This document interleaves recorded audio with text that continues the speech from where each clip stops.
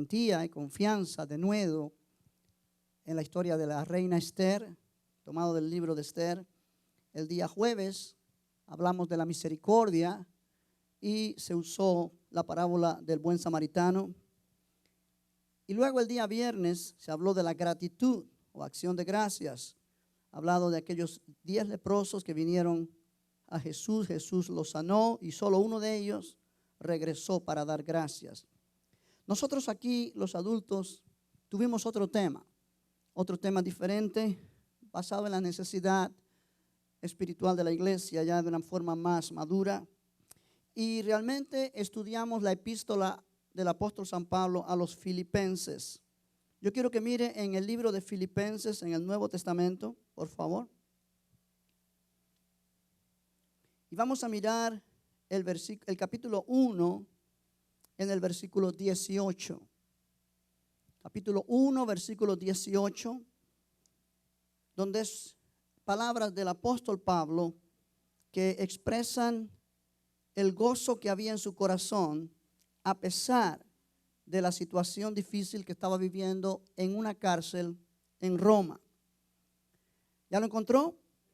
Dice él, verso 18, que pues, que no obstante, de todas maneras, o por pretexto o por verdad, Cristo es anunciado, y en esto me gozo y me gozaré aún. Vamos a leerlo todos juntos. Que pues, que no obstante, de todas maneras, o por pretexto o por verdad, Cristo es anunciado, y en esto me gozo y me gozaré aún. Oremos. Padre, te damos gracias por este tiempo. Te damos gracias, Señor, por lo que ha pasado en esta semana. Te damos gracias por cada persona, Señor, que participó de una manera activa en esta VBS. Cada uno de aquellos que sacrificaron de su tiempo para ensayar, practicar, adornar este lugar, arreglar cada cosa, Señor. Gracias por sus vidas. Gracias por los talentos que tú nos has dado en esta iglesia. Gracias, Señor, porque podemos decir que tú nos has bendecido.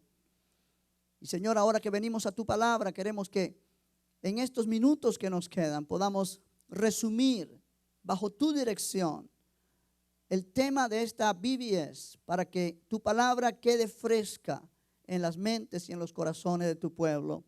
Y te damos gracias desde ahora en el nombre de Jesús. Y todos dicen amén. Puede sentarse, hermanos. Gloria al Señor.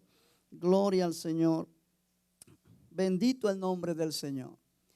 La epístola a los filipenses es una epístola corta, 4 capítulos, pero que ofrece de verdad muchas verdades que para nosotros como creyentes son fundamentales, de vital importancia.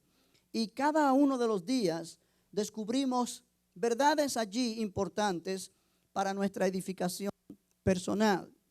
Y realmente en el capítulo 1 hubo varios temas, varios pensamientos que tratamos, pero este versículo que hemos mirado allí nos muestra la pasión del apóstol Pablo ante lo que es la predicación del evangelio.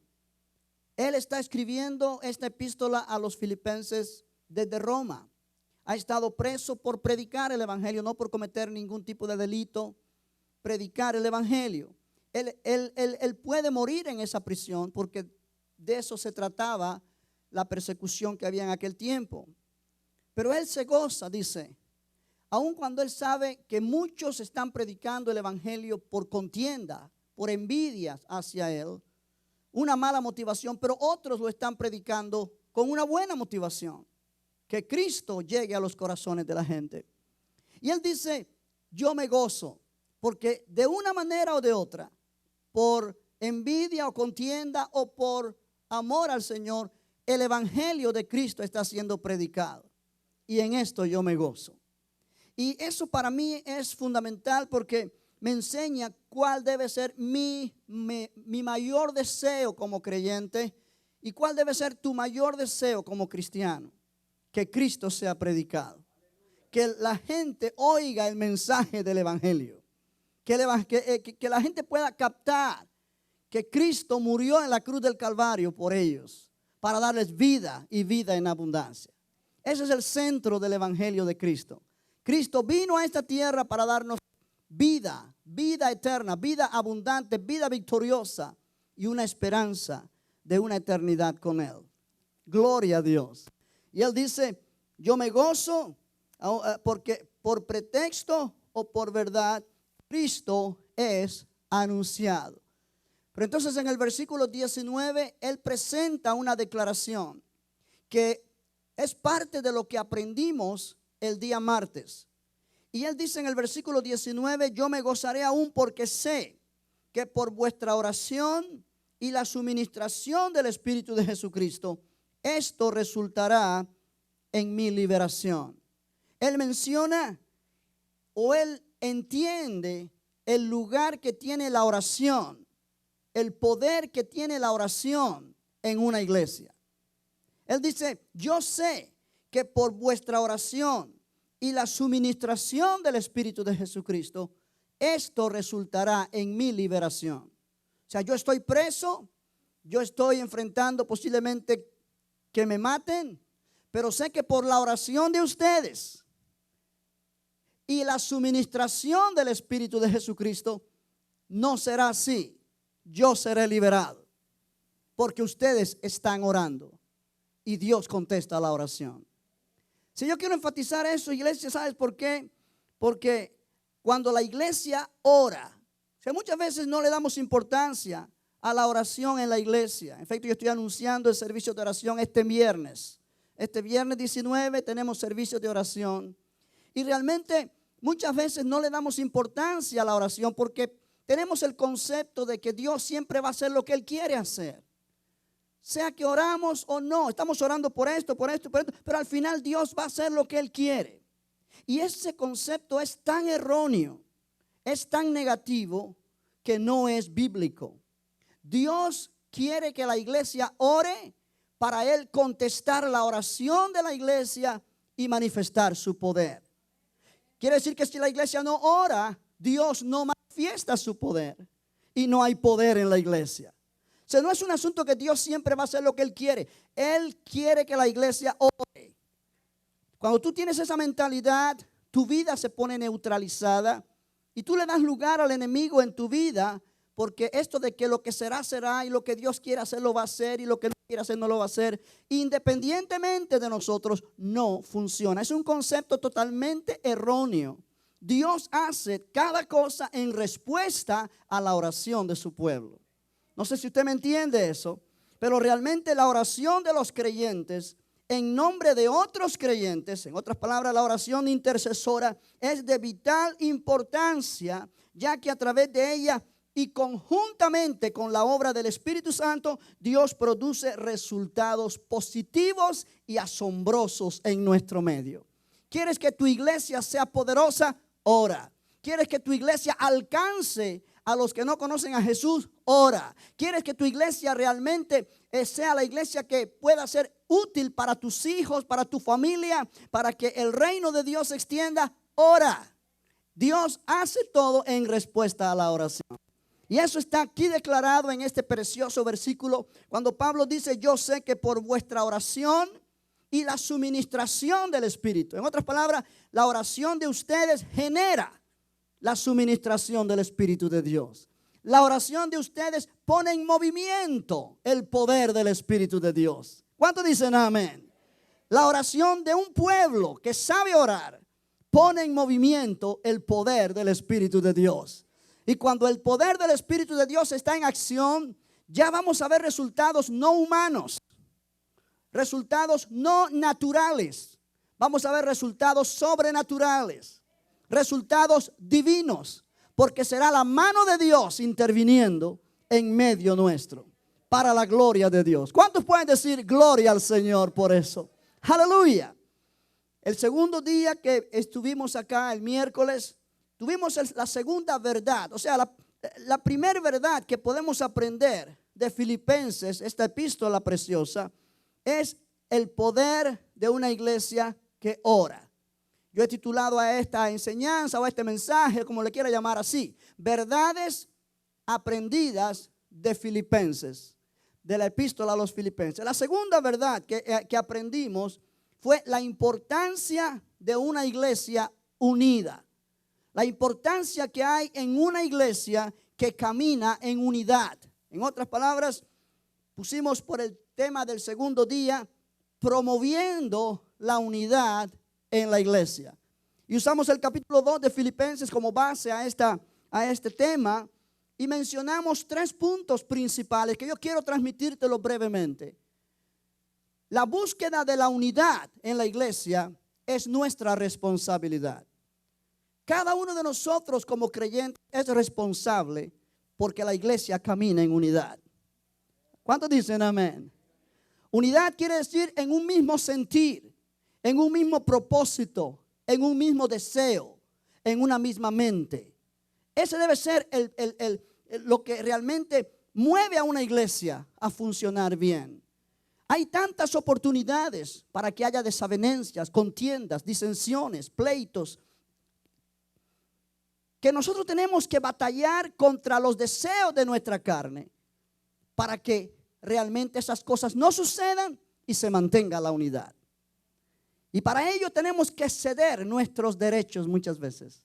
Para ello tenemos que bajar y no querer exaltarnos a nosotros mismos y nuestras ideas por causa de que haya unidad. Cuando hay más de una persona en una relación, hay la posibilidad de desavenencia. Esto puede ocurrir en un matrimonio, donde solamente son 2 personas que lo componen, un hombre y una mujer. No 2 hombres, sino 2 mujeres. Olvídate eso. Un matrimonio es la unión de un hombre y una mujer. ¿Me está entendiendo? Yo sé que estamos en un mundo moderno donde nos quieren meter en la mente la idea de que un matrimonio puede ser entre 2 hombres o entre 2 mujeres y no hay nada malo. No, iglesia, un matrimonio es la unión entre un hombre y una mujer. Así lo hizo Dios al principio. Así lo dijo Jesús cuando Él estaba aquí en la tierra. Al principio, varón y hembra los creó Dios. Y la Biblia dice que el matrimonio son 2, serán una sola carne, ¿correcto? Pero siguen siendo 2 personas, con ideas diferentes, con gustos diferentes, con pensamientos diferentes. Y en una relación matrimonial que es solamente de 2, hay desavenencias. Y hay situaciones que se ponen tensas por diferencias de opinión. Y cuando no hay una búsqueda de unidad en la pareja, va a haber destrucción a largo o a corto plazo. Pero la búsqueda de la unidad en un matrimonio es la responsabilidad del matrimonio. No es la responsabilidad de Dios, es la responsabilidad del matrimonio. La búsqueda de la unidad en la iglesia es la responsabilidad de la iglesia. Tú perteneces a esta iglesia local, tú tienes la responsabilidad de promover y mantener la unidad en la iglesia. Aun cuando tengas que ceder tus derechos. Hoy día tenemos ese vocabulario, reclama tus derechos. Y para todo es reclama tus derechos. Pero muchas veces necesitamos ceder nuestros derechos por causa de la unidad. Y en este aspecto, la enseñanza del miércoles fue promoviendo la unidad en la iglesia. Y la búsqueda de la unidad es nuestra responsabilidad, pero también la búsqueda de la unidad requiere humildad. Cuando tú eres una persona intransigente contigo mismo que dice aquí se hace lo que yo quiero o porque yo tengo la razón, tú estás siendo arrogante y orgulloso. Y por causa de tu altivez se puede promover desacuerdos, desarmonías, desajustes que pueden llevar a destrucción. Muchas veces nos enfocamos tantos en nuestros derechos que nos olvidamos de nuestros deberes. Yo decía en el primer servicio que muchos creyentes vienen a una iglesia y quieren reclamar sus derechos, pero no cumplen con sus deberes como creyentes. Quieren que el pastor los atienda las 24 horas del día, pero no han cumplido sus deberes como creyentes en esa iglesia. Yo quiero que tú entiendas que si tú no cumples tus deberes, tú no tienes derecho para reclamar que el pastor te atienda a las 24 horas del día. El pastor lo hace si él quiere y si él puede. Pero cuando tú has cumplido tus deberes, el pastor está obligado a responderte. ¿Me está entendiendo eso? ¿Sí? Pero en el aspecto de unidad, cuando hay alguna idea que tú tienes que puede ser muy buena, pero va distorsionando la unidad, tú necesitas ceder, dejar tu idea a un lado por causa de que se lleve a cabo la unidad. Esto habla de humildad. Y aquí Filipenses 2 nos da el ejemplo máximo de humildad en Jesucristo. Y dice el versículo 5 de Filipenses 2, lo puedes leer tú allí: haya pues en vosotros el mismo sentir que hubo también en Cristo Jesús. La misma manera de pensar, la misma actitud, fue una actitud de humildad. Aleluya.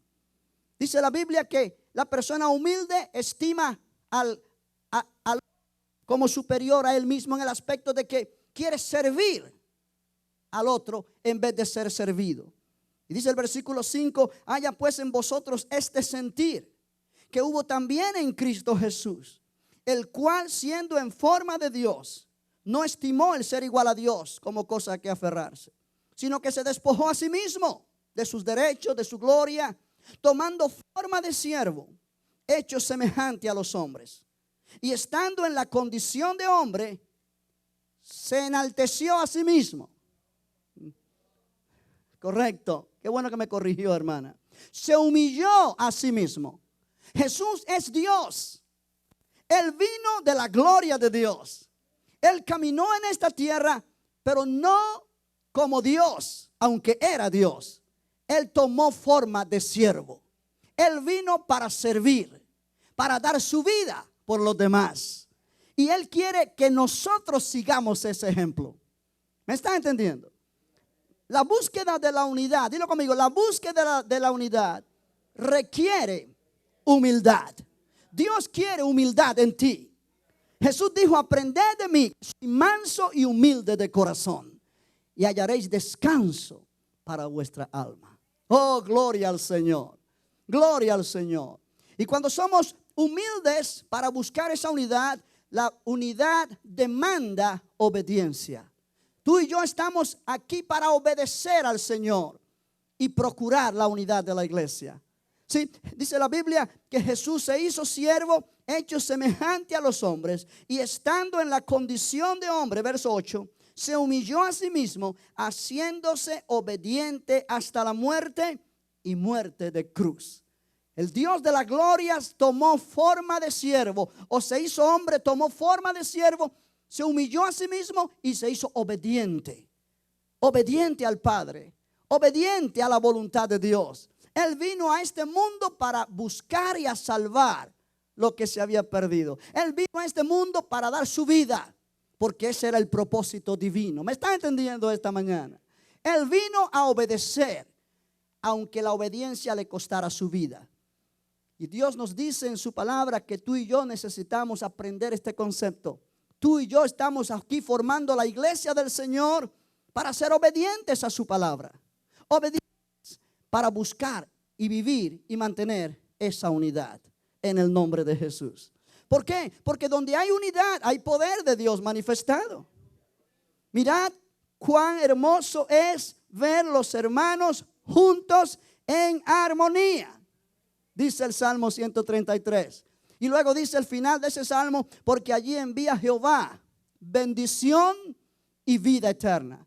Iglesia, un pueblo, una iglesia que camina en unidad, fomenta o da lugar a que el Espíritu de Dios se manifieste para que haya bendición en esa iglesia. Y cuando esa iglesia es bendecida, la gente alrededor se da cuenta.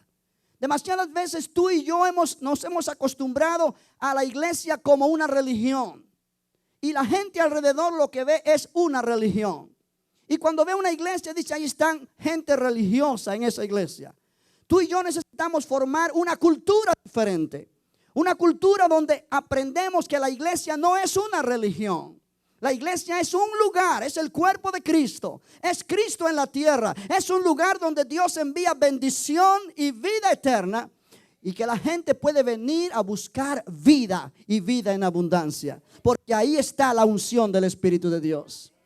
Aleluya.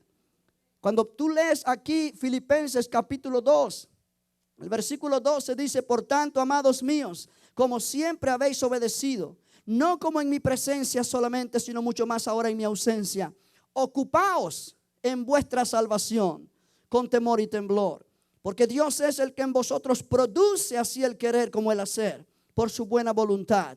Haced todo sin murmuraciones y contiendas, para que seáis irreprensibles y sencillos, hijos de Dios sin mancha, en medio de una generación maligna y perversa, en medio de la cual resplandecéis, ¿cómo? Como luminares en el mundo. Dice: ocupaos en vuestra salvación. Esto no tiene que ver nada con cuidar tu salvación para que no la pierdas, como mucha gente lo interpreta. Esto habla de trabajar tu salvación. Esto habla de vivir como alguien que es salvo. Tú has recibido salvación, tú has recibido vida eterna, vive como tal. Pon a trabajar lo que tú has recibido de Dios. Camina como un hijo de Dios. Camina como una hija de Dios. Camina como debe ser en obediencia a su palabra. Deja que Dios produzca en ti el querer como el hacer. Y la Biblia dice que cuando eso sucede en la iglesia, vamos a resplandecer en medio de este mundo de oscuridad como luces en el mundo, como luminares en el mundo. La gente va a ver la iglesia no como un grupo de religiosos que se reúne, sino como un lugar donde está la luz del mundo, que es Cristo Jesús. Aleluya.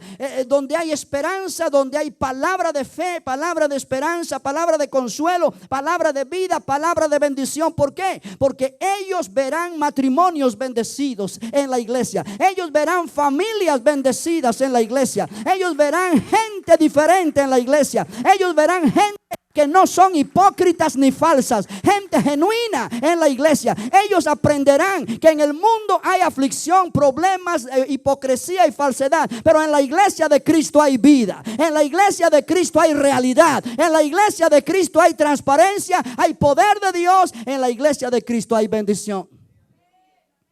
¿Sabías eso?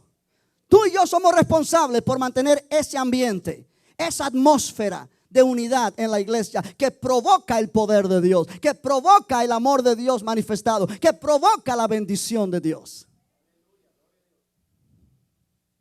Aleluya. Pero el tercer día aprendimos otro tema. El tercer día aprendimos cómo vivir libres de ansiedad. En un mundo tan difícil, en un mundo tan tenso, en un mundo donde desde que te levantas hasta que te acuestas, estás oyendo cosas que te causan estrés. Dios dice: es posible vivir libre de ansiedad. Es posible vivir libre de temor. Es posible vivir libre de estrés. ¿Cómo se hace eso? Capítulo 4 de Filipenses, verso 6 dice: por nada estéis afanosos. Por nada. Y quizá mientras yo estoy hablándote esto, tú estás lleno de afán, lleno de ansiedad porque estás teniendo problemas. Pero la Biblia me dice a mí: por nada estéis afanosos. Y ese nada significa nada. Yo como creyente no debo permitir que nada me afane. Tú eres responsable por eso también. Tú dices: pastor, pero es inevitable la ansiedad. Mira el mundo que estamos viviendo. Dios me dice: por nada estés afanoso. Y si Dios me lo dice, es que es posible. Aló. Aló. Es posible vivir en este mundo libre de afán y de ansiedad, porque la Biblia me lo dice. Independientemente de tu circunstancia, dice: por nada estéis afanosos. ¿Cómo yo logro eso? Bueno, ahí mismo lo dice el versículo 6. Sino sean dadas a conocer vuestras peticiones delante de Dios. Hay un Dios en el cielo que oye la oración. Hay un Dios en el cielo que dice: clama a mí y yo te responderé. Hay un Dios en el cielo que dice que sus ojos están sobre los justos y atentos sus oídos al clamor de ellos. Hay un Dios en el cielo que dice que tenemos confianza para pedir a Él las cosas conforme a su voluntad, y sabemos que Él nos oye.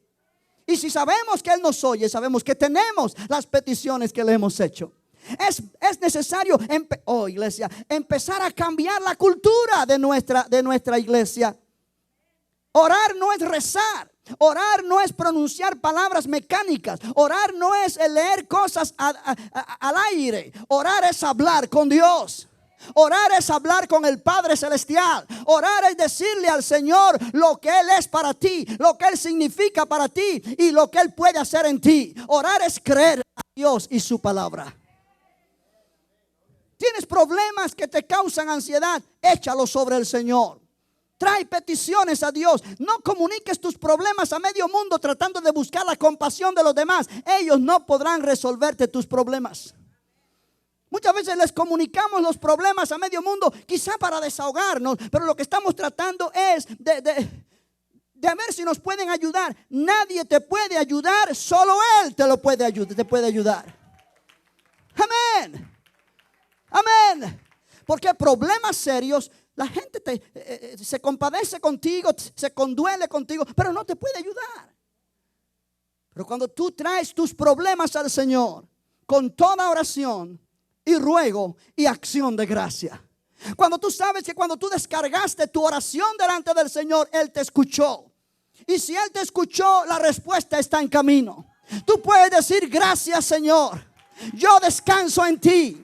Gracias, Señor, porque me has oído. Yo sabía que siempre me oyes, como dijo Jesús frente a la tumba de Lázaro. Frente a situaciones aún imposibles, decir: gracias, Señor, tú me has oído, porque mi oración está dentro de tu voluntad, conforme a tu palabra, conforme a tu propósito. Este matrimonio parece que no tiene arreglo, pero yo pongo esta petición en tus manos y yo sé que tú harás la obra para restaurar este matrimonio. Señor, esta situación financiera que parece que no hay manera de terminarla, yo la pongo sobre ti. Tú eres el Dios que da sabiduría, que da dirección, y yo creo que tú me darás dirección y sabiduría para salir de este problema financiero. Y cuando hago esa oración, respiro profundo. Aunque todavía el dinero no ha llegado, aunque todavía la situación no ha cambiado, pero Dios me ha escuchado. Pero Dios me ha escuchado. Pero Dios me ha escuchado. Pero Dios me ha escuchado. Pero Dios me ha escuchado. Pero Dios me ha escuchado.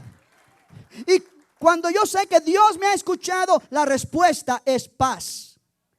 Capítulo 4 de Filipenses, verso 7 dice: y la paz de Dios, que sobrepasa todo entendimiento, guardará, protegerá vuestros corazones y vuestros pensamientos en Cristo Jesús. Iglesia, nos estamos metiendo en el terreno de lo sobrenatural. Nos estamos metiendo en el terreno de Dios. Nos estamos metiendo en el terreno de su reino. Y hay una ley espiritual. Cuando yo echo mi ansiedad sobre Él, Él llena mi corazón con su paz. Él llena mi corazón con su paz. La paz de Dios que sobrepasa todo entendimiento. ¿Por qué? Porque no es entendible. No es entendible que teniendo yo un problema de tal magnitud, yo pueda tener paz. No es entendible. Pero la paz de Dios va por encima de lo entendible. La paz de Dios va por encima de lo sensible. La paz de Dios va por encima del reino de lo emocional y de lo intelectual. ¿Me está entendiendo? La paz de Dios guardará, protegerá, como un ejército protege una ciudad de los enemigos. La paz de Dios protegerá tu corazón, tus pensamientos en Cristo Jesús. Eso es buenas noticias. Eso son buenas noticias. Alabado sea Dios. Eso son buenas noticias. Una iglesia llena de la paz de Dios es una iglesia triunfante, que puede ser luz al mundo que camina en ansiedad. Bendito Dios. Sí, enfrentamos los mismos problemas que todos enfrentan, pero tenemos soluciones a esos problemas que no todos tienen, porque tenemos a Cristo y Él es la solución. Cristo es nuestra solución. Oh, aleluya. Oh, aleluya. Pero entonces vinimos al cuarto día. El cuarto día tuvimos una preciosa enseñanza donde aprendimos dos verdades muy fundamentales para aprender a ser cristiano. Y yo puse esta palabra, sí, esta frase, que BBE 2019 fue enseñanzas para aprender a ser cristiano. Dice: yo soy cristiano hace 20 y pico de años. Sí, yo también hace muchos años, posiblemente muchos más que tú. Pero yo estoy todavía aprendiendo a ser cristiano. Cuando tú crees que ya te lo sabes todo, te topaste con la pared. Y hasta ahí llegó tu avance, hasta ahí llegó tu crecimiento. La Biblia es una revelación continua para recibir. Sí, muchas veces tenemos información de lo que la Biblia dice, pero no tenemos revelación de lo que la Biblia dice. Y cuando la iglesia vive basado en información, vive basado en límite. Porque la información nos viene a la mente, a lo intelectual, la revelación viene al Espíritu. Y yo me he encontrado con muchísimos pasajes de la Biblia que yo los he conocido de memoria desde niño. Pero de repente el Espíritu de Dios me ha dado la revelación, el entendimiento. Y ha venido como una chispa a mi corazón. Y he comenzado a conocer lo que yo pensaba que conocía, pero que no conocía nada. Y yo te estoy hablando a ti algo esta mañana que tiene que ver con eso. Cuando yo te digo libre de ansiedad, tú dices, pastor, te ponga los pies en la tierra, ¿qué le pasa? Pero tú y yo estamos puestos por Dios para vivir con los pies puestos en la tierra, pero con la mente y el corazón en el cielo.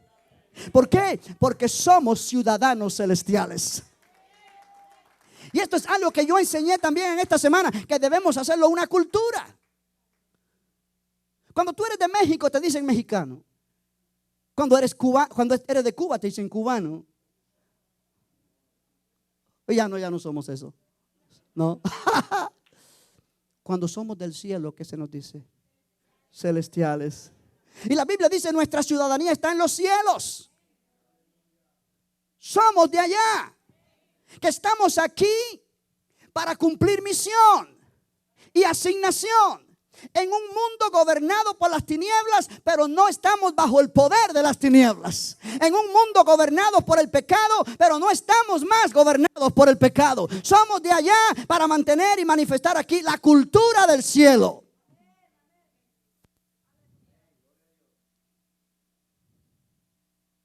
Wow. Wow. Estamos para aprender. Y Pablo dice en el capítulo 4 de su epístola, en el versículo 10, mira lo que dice: en gran manera me gocé en el Señor, de que ya al fin habéis revivido vuestro cuidado de mí, de lo cual también estabais solícitos, pero os faltaba la oportunidad. En otras palabras, él dice: Filipenses, ustedes me han ayudado financieramente muchas veces, pero por alguna razón dejaron de hacerlo. No porque les faltara el deseo, sino la oportunidad. Pero me gozo que otra vez me han estado ayudando. Pero mira lo que dice el versículo 11. No lo digo porque tenga escasez, pues he aprendido. Ya conmigo, he aprendido. Si Pablo aprendió es porque él no sabía lo que aprendió. O él no sabía antes lo que aprendió.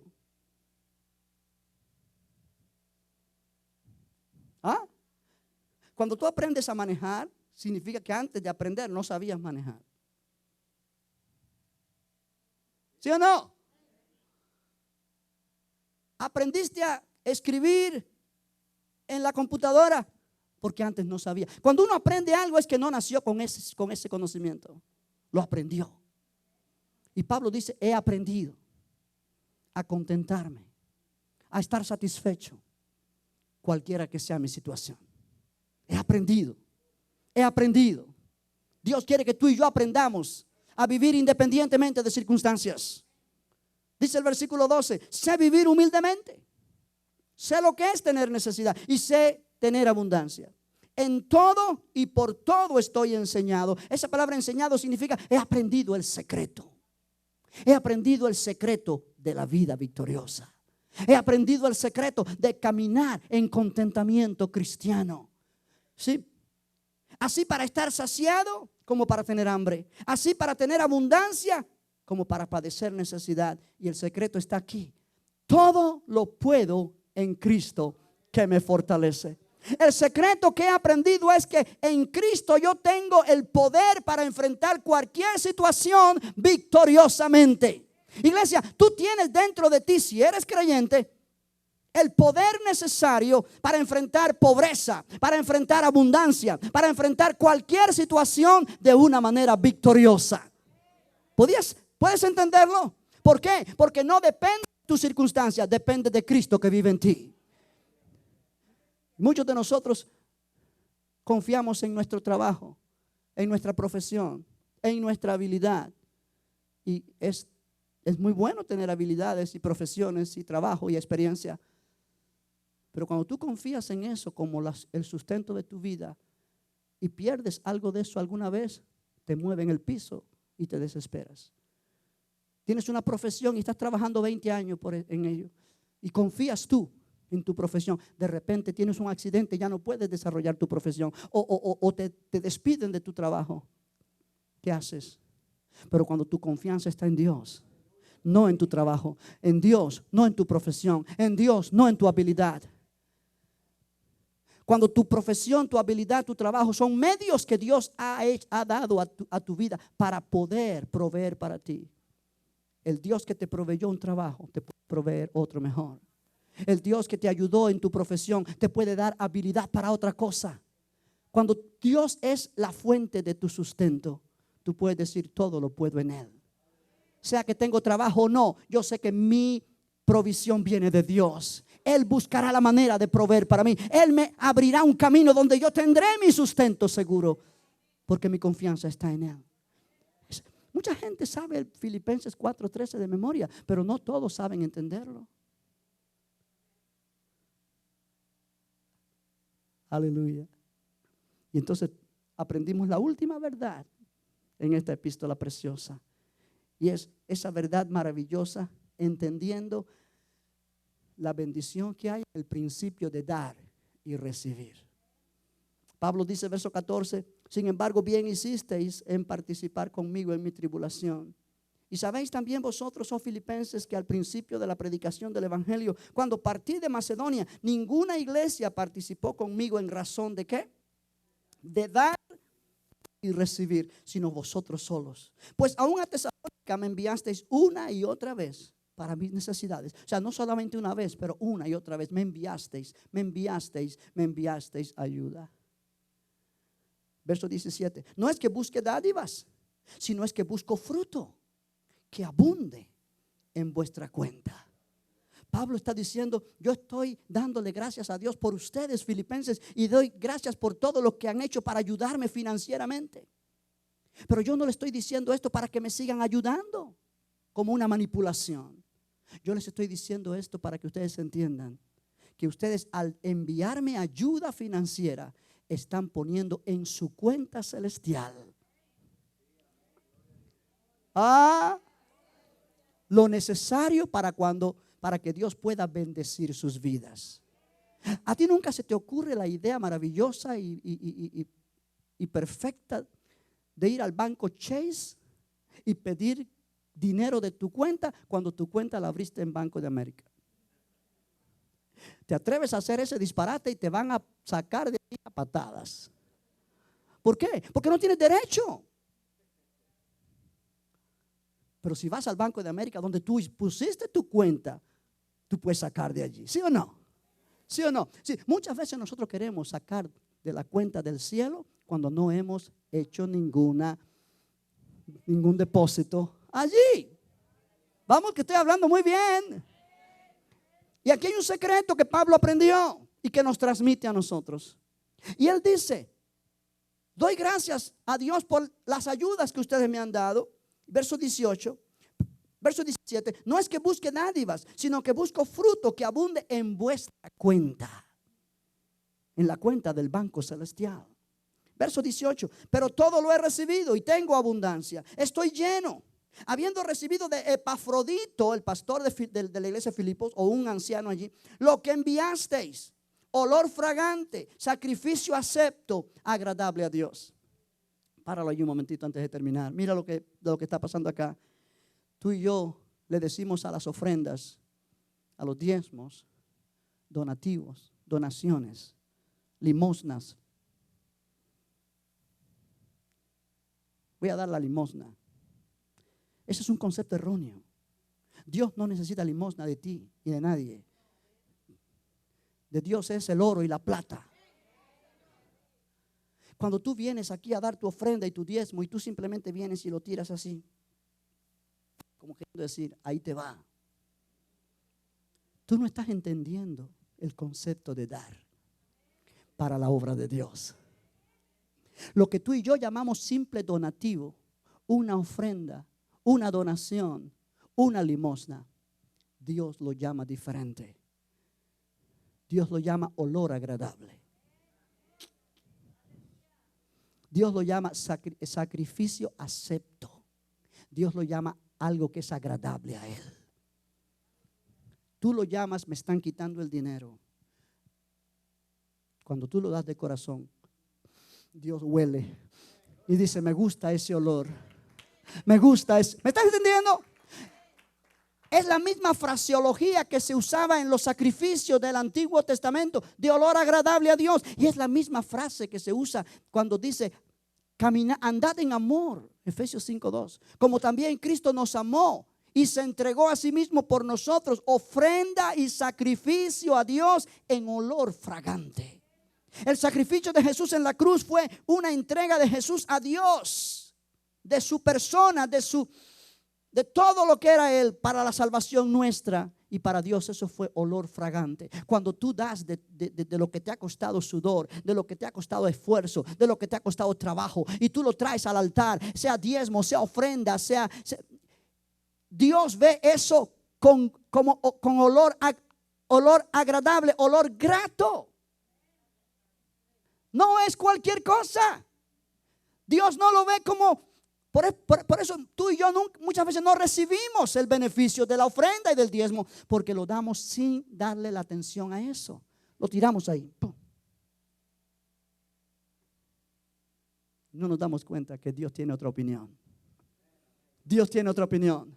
Cada vez que tú traigas diezmos y ofrendas aquí al altar, entiende que Dios está mirándote en el cielo y Él está diciendo: es olor fragante para mí, es sacrificio acepto, es agradable a mis ojos, me gusta lo que estás haciendo, me muestra que tú me amas de verdad, me muestra que realmente tú amas mi obra, me muestra que tú realmente te preocupas por el engrandecimiento de mi reino. A mí me gusta eso que estás haciendo. Y como resultado, versículo 19 de Filipenses 4 dice: mi Dios pues. Ese pues implica que va conectado al 18. El 18 es la condición que Dios pone para cumplir el 19. ¿Captaste esto? No reclames el versículo 19 como una promesa para ti si tú no cumples el 18.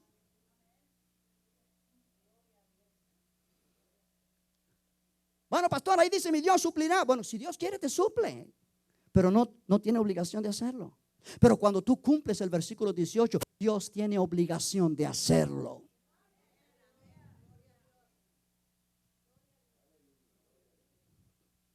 Aleluya. Mi Dios pues suplirá todo lo que os falta. Enumera todo lo que te falta, conforme a sus riquezas en gloria en Cristo Jesús. No dice de sus riquezas en gloria, dice conforme a sus riquezas. ¿Qué significa? ¿Cuál es la diferencia?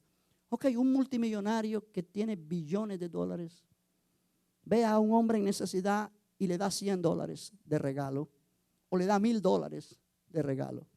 Él le da de sus riquezas.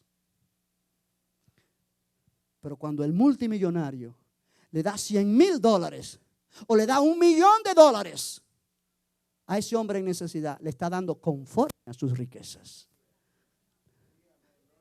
¿Me entendiste? Le da conforme a su, o sea, le da en abundancia, porque él tiene mucho. De lo mucho que él tiene, le da mucho.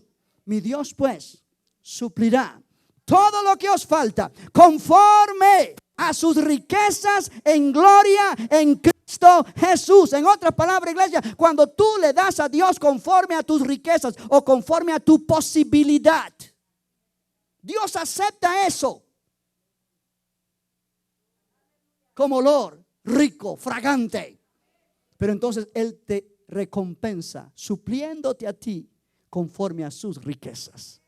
Tus riquezas son limitadas, las riquezas de Dios son ilimitadas. En otras palabras, yo puedo creer y esperar que Dios va a abrir las ventanas de los cielos, va a derramar bendición sobre mi vida hasta que sobreabunde, y yo no sé de dónde lo va a sacar y cómo lo va a hacer, pero yo puedo estar seguro que todo lo que me falta Dios me lo suplirá de una manera, de otra manera. Me dará sabiduría para tomar esta decisión, me dará una idea maravillosa para hacer un negocio, me hará cualquier cosa que yo no tengo ni idea.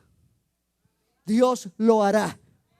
Dios, el dinero no caerá del cielo, pero Dios usará gente para que te traiga dinero, que tú no sabes ni de dónde aparecieron, ni por qué aparecieron, ni cuál. Pero Dios los llamó, Dios los tocó, Dios les dijo: vaya a tal lugar y dé esta ofrenda a tal persona. y la gente fue obediente.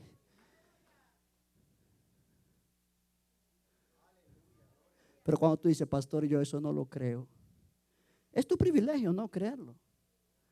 Y es tu privilegio perderte la bendición también. Dios quiere una iglesia que sea abierta al poder de Dios, a lo sobrenatural, porque Dios es sobrenatural. Dios es sobrenatural. Dios es sobrenatural. ¿Cuántos dicen gloria a Dios? ¿Cuántos dicen gloria a Dios? Iglesia, verdades fundamentales, verdades poderosas que hemos aprendido en esta semana, en esta BBS. Y obviamente estos son resúmenes, pero fue 1:30 cada noche. Puedes darte cuenta, pero fue para la gloria del Señor. Y yo creo que Dios habló a cada uno en esta semana, y Dios te habló esta mañana también. Dios quiere cambiar nuestra forma de vivir. Dios quiere que aprendamos a dejar de ser religiosos, limitados a lo que nosotros podemos hacer con nuestro poder humano, y ser abiertos a lo que Él puede hacer con su poder divino. Él es nuestro Dios. Y Efesios 3:20, que fue uno de los versículos claves de esta semana, dice: aquel que es poderoso para hacer todas las cosas mucho más abundantemente de lo que pedimos o entendemos, según el poder que actúa en nosotros.